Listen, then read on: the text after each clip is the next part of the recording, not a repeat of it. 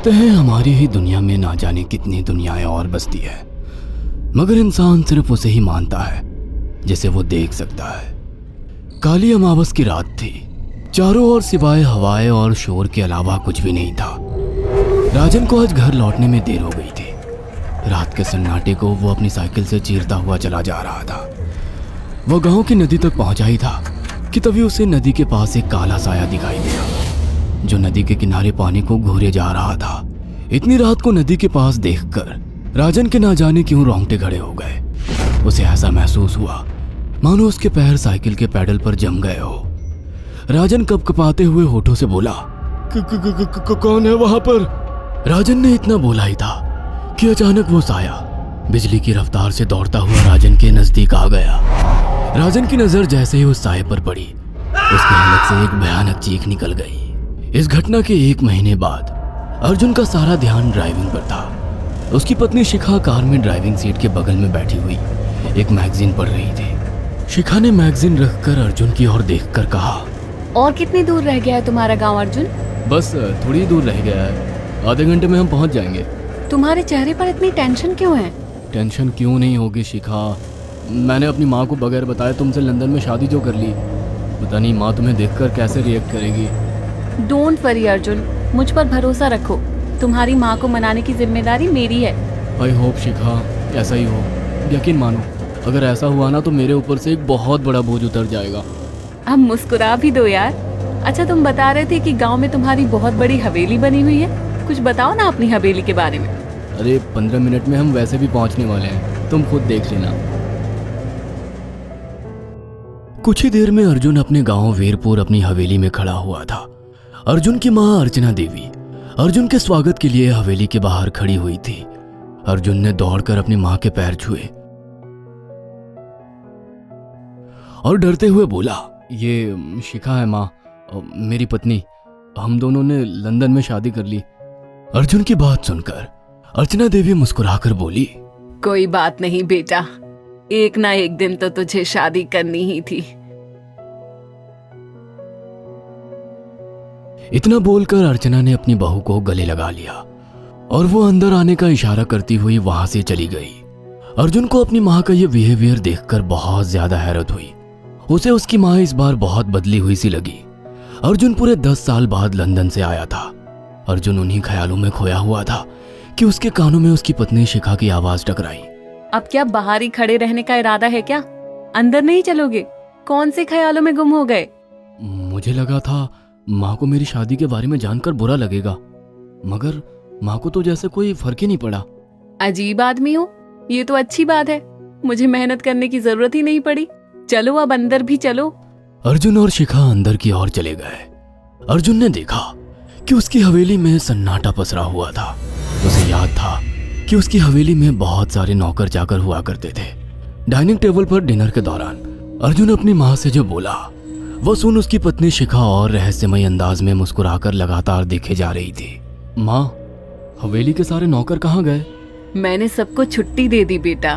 लेकिन क्यों माँ, तुम्हें तो काम करने में बहुत ज्यादा तकलीफ होती होगी। नहीं बेटा, मुझे कोई तकलीफ नहीं होती। कुछ वक्त से मुझे सुकून और सन्नाटा अच्छा लगता है। अर्जुन इससे पहले अपनी माँ से कुछ कहता कि उसकी माँ ने उसे बोलने से रोक दिया। अर्जुन चुपचाप खाना खाने लगा। खाने के बाद अर्जुन और शिखा बेडरूम में चले गए। अर्जुन बेड पर सोच में लेटा हुआ था कि अचानक शिखा अर्जुन से लिपट गई और वासना का तूफान अपने चरम पर पहुंच गया था। अचानक शिखा को दरवाजे पर 2 लाल लाल आंखें दिखाई दिए। उसे ऐसा लगा जैसे कि कोई उसे देख रहा हो। शिखा ने तुरंत बेड से उठकर अपने कपड़े पहन लिए।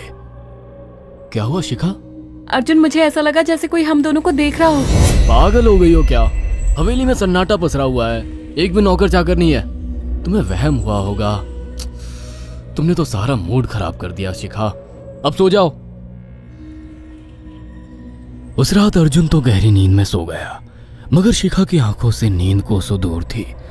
अगली सुबह शिखा जल्दी उठकर किचन की ओर चली गई, मगर उसने देखा कि उसकी सास अर्चना नाश्ता तैयार कर चुकी थी।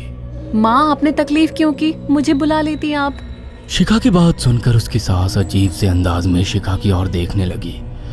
उनके देखने के अंदाज में पता नहीं ऐसा क्या था कि शिखा को अपने रोंगटे खड़े होते हुए महसूस हुए। अर्चना धीरे धीरे करीब कदमों से शिखा के करीब आकर बोली, कोई बात नहीं बेटी, तुम्हें अब यहीं रहना है। तुम सिर्फ मेरे बेटे के साथ प्यार से रहो और जल्दी से मुझे एक पोता दे दो। काम की चिंता मत करो, वो सब मैं कर लूंगी। कुछ ही दिनों के बाद अर्चना गर्भवती हो गई। उसे हवेली में रहते हुए 6 महीने से ज्यादा वक्त हो चुका था और इन 6 महीनों में उसने नोट किया कि जब से वो गर्भवती हुई है, उसकी सास अचानक से आकर उसके पेट पर हाथ फेरने लगती और अजीब से अंदाज में उसके पेट को घूरने लगती। शिखा ने तंग आकर अर्जुन से कहा, अर्जुन, मुझे तुम्हारी माँ का बिहेवियर बड़ा अजीब लगता है। तुम्हारी माँ जब देखो मेरे पेट पर आकर हाथ फेरती रहती है। अरे माँ को अपने पोते के आने का बेसब्री से इंतजार है शिखा, इसमें अजीब लगने वाली क्या बात है? मैं तुम्हें कैसे समझाऊं? मैंने माँ की आंखों में एक अजीब सी चमक देखी है। कैसी चमक? शिखा के मुंह से अचानक से एक अल्फाज निकल गया, जैसे किसी डायन की आंखों में होती है। शिखा की बात सुनकर अर्जुन का गुस्सा 7वें आसमान पर पहुंच गया। वो गुस्से से चीखते हुए बोला, खबरदार शिखा, आगे एक शब्द मेरी माँ के खिलाफ मत निकालना, नहीं तो मुझसे बुरा कोई नहीं होगा। तुम्हें शर्म आनी चाहिए शिखा। जब से तुम यहाँ पर आई हो तब से मेरी माँ तुम्हारी कितनी चिंता करती है। वह तुम्हें समय से खुद नाश्ता बनाकर देती है, खाना देती है, यहाँ तक कि हवेली की साफ सफाई भी वो अकेली करती है। क्या बोलूं अब तुमसे, शर्म आती है मुझे तुम्हें अपनी पत्नी कहते हुए। इतना कहकर अर्जुन गुस्से से कमरे से निकल गया। शिखा अर्जुन से बहुत कुछ कहना चाहती थी मगर कह नहीं पाई। उसने महसूस किया था कि चाहे कितनी भी तेज आंधी और तूफान आए मगर हवेली के अंदर धूल की एक परत तक नहीं जमती थी और दिन ब दिन अर्चना के चेहरे की झुर्रियां कम होती जा रही थी। ऐसा लगता था मानो वो जवान हो रही हो। शिखा के अब 9 महीने कंप्लीट हो चुके थे और एक रात अचानक उसे प्रेगनेंसी पेन होने लगे। वो दर्द से तड़पने लगी। ये देखकर अर्जुन घबरा गया। वो दौड़ा दौड़ा माँ को बुलाकर लाया और बोला, माँ, हमें तुरंत शिखा को किसी अच्छे हॉस्पिटल में एडमिट कराना होगा। अर्जुन ने देखा कि उसकी माँ ने उसकी बात को सुना ही नहीं। वो तो बस शिखा के गर्भ की ओर आंखें फाड़ फाड़ कर देखी जा रही थी। अर्जुन एक बार चिल्लाकर कहा, माँ, हमें शिखा को इसी वक्त हॉस्पिटल में एडमिट कराना होगा। नहीं, शिखा की डिलीवरी हॉस्पिटल में नहीं, इसी हवेली में होगी। लेकिन इस हवेली में आपके और मेरे अलावा कोई नहीं है। तभी शिखा दर्द से तड़पने लगी।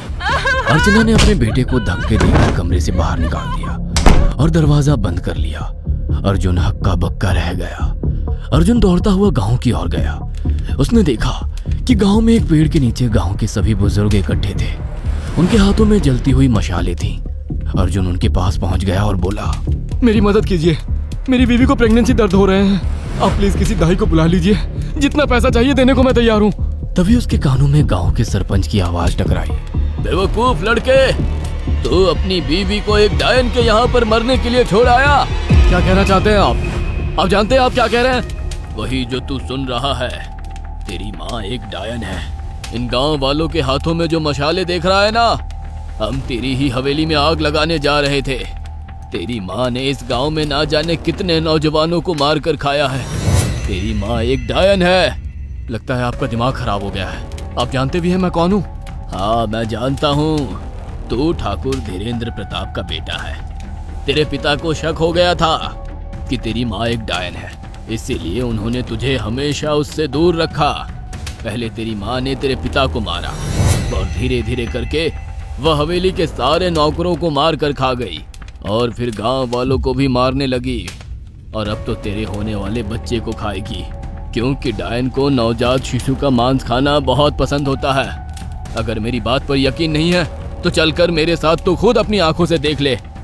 इतना कहकर सरपंच अर्जुन को लेकर हवेली की ओर चल पड़ा।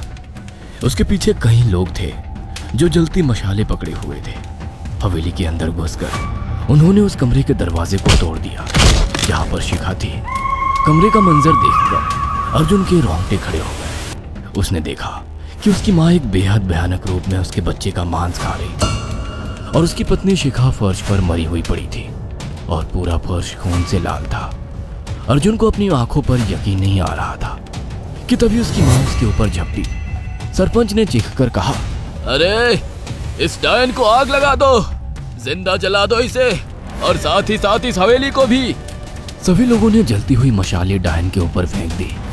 देखते ही देखते डायन दर्द से चीखने और चिल्लाने लगी और कुछ ही देर में वो जलकर राख हो गई। हवेली में आग लगते ही सभी लोग अर्जुन को खींचकर बाहर ले आए। अगले दिन अर्जुन अपनी पत्नी की यादें साथ लेकर आंखों में आंसू लिए दोबारा लंदन वापस चला गया। अगर आपको हमारी ये कहानी पसंद आई हो तो इसे लाइक और शेयर करना ना भूलें। साथ ही ऐसी और नई कहानियों के अपडेट्स पाने के लिए हमारे चैनल अक्षु टीवी को जरूर सब्सक्राइब करें।